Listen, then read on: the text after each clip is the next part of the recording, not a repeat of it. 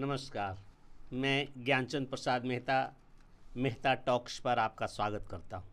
आज का विषय जिसे मैं उठा रहा हूँ, उस विषय पर आपने कई जगहों से, कई स्थानों से, यूट्यूब से, अखबार से, टीवी समाचारों से, भिन्न भिन्न माध्यमों से उसे आप सुन चुके होंगे।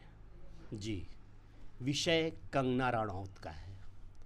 कंगना रनौत के विषय में सुन कर, देख कर मुझे भी लगा कि कुछ कहना चाहिए, मुझे भी कुछ बताना चाहिए अपने दर्शकों से, अपने मित्रों से।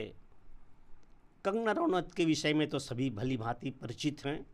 एक राष्ट्रवादी सिने अभिनेत्री, एक सामाजिक सोशल एक्टिविटीज़ फिल्मों में काम करते हुए भी भारतीय अस्मिता, संस्कृति, सभ्यता और सम्मान के प्रति समर्पित रहने वाली कंगना रनौत भारतीय जनता पार्टी की नेता भी हो गई और उन्हें टिकट मिला मंडी में, और मंडी से वह इलेक्शन जीतकर मेंबर ऑफ पार्लियामेंट भी हो गई। विजय हुए सभी सांसद भारतीय जनता पार्टी के या विपक्ष के भी हों, अपने अपने क्षेत्रों से वे सभी दिल्ली पहुंच रहे थे। भारतीय जनता पार्टी की कंगना रनौत भी एक रूटीन की तरह वो दिल्ली आ रही थी। बराबर दिल्ली आती थी, बराबर अपने घर जाती थी। हिमाचल प्रदेश आना जाना लगा ही रहता था। इस बार चंडीगढ़ एयरपोर्ट पर अंदर जाते वक्त जो जांच का सिलसिला होता है, उस क्रम में लेडीज़ कंपार्टमेंट में उनकी जांच हो चुकी थी और वो जा रही थी। तभी अनावश्यक एक कांस्टेबल, CISF का कांस्टेबल, ज़रा विचार कीजिए, एक साधारण कांस्टेबल, कुलविंदर कौर नाम की एक साधारण कांस्टेबल और हाई प्रोफाइल की कंगना रनौत, क्या मेल है, क्या जोड़ है, किसी से क्या मतलब। लेकिन वो रास्ता काट कर उन्हें रोक लेती है। वह बदतमीज कांस्टेबल CISF, जिसका नाम कुलविंदर कौर है, और बकवास करती है। बहुत सोची समझी पात्र कुलविंदर कौर, CISF का कांस्टेबल, वो थोड़ी सी विवाद करके कि आपने किसान आंदोलन में ऐसा ट्वीट किया था, जो कि कंगना रनौत भूल भी चुकी हुई होगी, और इसी बीच वो बहुत तेज़ी से एक थप्पड़ लगा दिया। फिर तो हल्ला हुआ, सब कुछ हो गया, पकड़ धकड़ हुआ, इस तरह की बात हुई, उनको भी पकड़ लिया गया। लेकिन ये घटना पर जिस तरह से लोगों की प्रतिक्रिया आ रही है, हसन है मिजाज। हजारीबाग के मेरे एक पत्रकार मित्र, और बहुत ही मैं उन्हें जब भी वो मिलते हैं तो स्नेह से मैं विह्वल हो जाता हूँ। बड़ा अच्छा संबंध है, परंतु हमारा राजनीतिक मतभेद है। उन्होंने सवेरे लिखा फेसबुक पर कि यही मुंह से पान खाता जाता है और यही मुंह से जूता खाया जाता है। पता नहीं कंगना रनौत के किस मुंह की चर्चा वह कह रहे थे, ये स्वीकार्य नहीं है। उनके पत्रकारिता लेवल पर भी यह वाक्य सूट नहीं करता है। तो ये तो है सो है ही। इसी लेवल के अनेक पत्रकार, अनेक प्रबुद्ध वर्ग, अनेक फेसबुक पर आने वाले लोगों ने उटांग पटांग लिखना प्रारंभ किया। अब आप बताइए, किसान आंदोलन को ख़त्म हुए भी कितना समय हो गया। किसान आंदोलन क्या था यह भी सब जान गए कि उस किसान आंदोलन का हकीकत क्या है। किसान आंदोलन में पहले सभी कोई शामिल थे, बाद में समझ गए कि इस किसान आंदोलन से किसी स्टेट को मतलब नहीं है, उत्तर प्रदेश के किसानों को कोई मतलब नहीं, बिहार के किसानों को कोई मतलब नहीं, झारखंड के किसानों को कोई मतलब नहीं।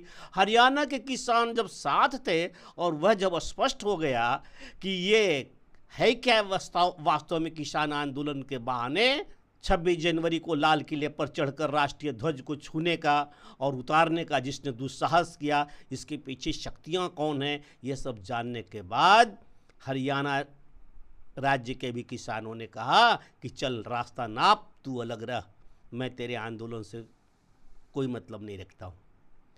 अब उस आंदोलन के लिए कभी कंगना रनौत ने ट्वीट की थी कि ये आंदोलन में बैठने वाली औरतें 100-200 रुपये 500 रुपये पर रोज पर बैठती है। तो उस वक्त में भाई देखो, ये स्वतंत्रता है तो बोलने और लिखने की, अभिव्यक्ति की भी आज़ादी है किसी को, और उस बात पर कोई दिल में बैठा करके और ये देखता रहेगा कि कब कंगना रनौत ये चंडीगढ़ से जाती है एरोप्लेन से और उसे मैं एक थप्पड़ मारूंगा।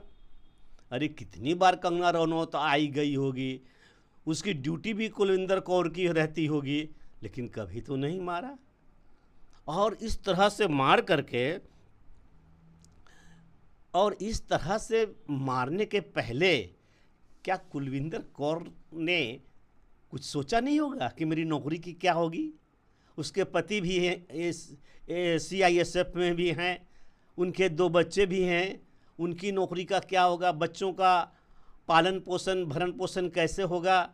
आखिर नौकरी सरकारी इतनी आसानी से तो मिल नहीं जाती है, निश्चित रूप से निलंबित होगी, बर्खास्त भी हो जा सकती है, कुछ कानूनी प्रक्रिया में इन्हें दंड भी मिल सकता है, कुछ विभागीय कार्रवाई हो सकती है, अनेक प्रकार की बातें होंगी। और इन बातों को किसने उनके माइंड को सेट किया कि ये अब जब वह MP हो गई है और अपने क्षेत्र से वापस दिल्ली आ रही है, इस यात्रा में उसने छेड़ा। इसके पहले भी तो आती जाती रही है, कोई मतलब नहीं। तभी कैसे हो गया? वो सब जानती है कि एक थप्पड़ लगाने के बाद क्या हो सकता है, क्या होने वाला है। ये हैं अमरिंदर कौर उर्फ सिख पृथकतावादी आंदोलन से जुड़े लोगों की ये कारस्तानी। तो हमारा इंटेलिजेंस क्या करता है? अब भी नहीं चौंके, अब भी शांत पड़े रहेंगे वैसे ही। सारे एयरपोर्ट पर सबके विषय में जानकारी रखी जाए कि कौन किस सोच की है, क्या सोच रही है।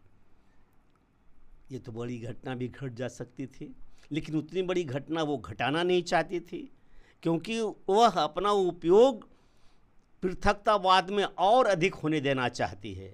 इसके लिए वह जिंदा भी रहना चाहती है, इसके लिए वह बर्खास्तगी चाहती होगी। इसी बहाने नाखून कटा करके शहीद होने वाला का नाम कुछ ज़्यादा होता है। अब वो नेता बन जाएगी, यहाँ से जब बर्खास्त होगी, डिसमिस होगी, तो क्या होगा? पंजाब में चुनाव होगा, उस समय इनकी जय जयकार होगी, और जब वो नेता बनेगी तो और अधिक पृथकतावादी को समर्थन कर सकेगी, खालिस्तान के लिए लड़ाई को अपनी और भी ज़्यादा प्रभावशाली बना सकेगी। पति भी इसमें सम्मिलित होगा, पति को भी गिरफ्तार करके पूछताछ की जानी चाहिए। पति पत्नी के ऊपर एक और बॉस होगा, एक और कोई होगा, कहाँ से इनका लिंक जुड़ा हुआ है, किस तरह से लिंक जुड़ा हुआ है। इतना आसान नहीं है कि CRPF की नौकरी को ठुकरा करके कोई खामखा एक अभिनेत्री से लड़ पड़े, जूझ पड़े। अभिनेत्री का क्या है, और अभिनेत्री ही क्यों?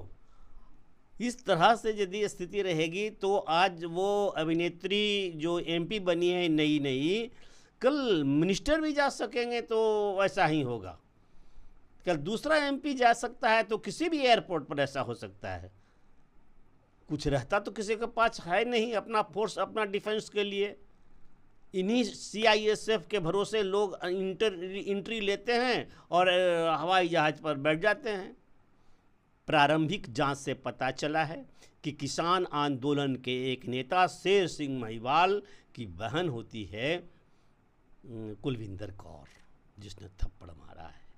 तो मिला जुला करके ये साजिश, षड्यंत्र और एक सोची समझी कार्रवाई थी। इसमें और अधिक समझने समझाने की बात नहीं है। लगता है कि पूरी कहानी स्पष्ट हो जाती है कि किस लिए वो थप्पड़ मारी गई। एक थप्पड़ से कुछ होता नहीं है। एक थप्पड़ से किसी को, वो खुद कंगना रनौत ने अपने स्टेटमेंट में कहा है कि I am very well comfort, वो महसूस करती है कुछ नहीं, जो हुआ सो हुआ। लेकिन वो हुआ, वो थप्पड़ किसे पड़ा है? वो थप्पड़ कंगना रनौत के गाल पर नहीं है, वो थप्पड़ राष्ट्रवाद पर है।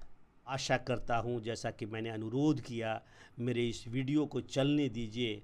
कुछ ऐसी ऐसी बातों को तो कम से कम लाता रहूँगा, सहज और सामान्य ढंग से बताने के लिए अपने सामान्य व्यूवर्स, अपने सामान्य दर्शकों के लिए। तो कृपया लाइक कीजिए, सब्सक्राइब कीजिए और बेल आइकन दबा दीजिए। और कुछ लिखिए, कमेंट्स कीजिए। आप यह भी लिख दीजिए कि आप वीडियो बनाना बंद कीजिए, आपके वीडियो पसंद नहीं आते हैं, इसलिए हम लोग लाइक नहीं करते हैं, इसलिए पसंद नहीं करते हैं। नमस्कार।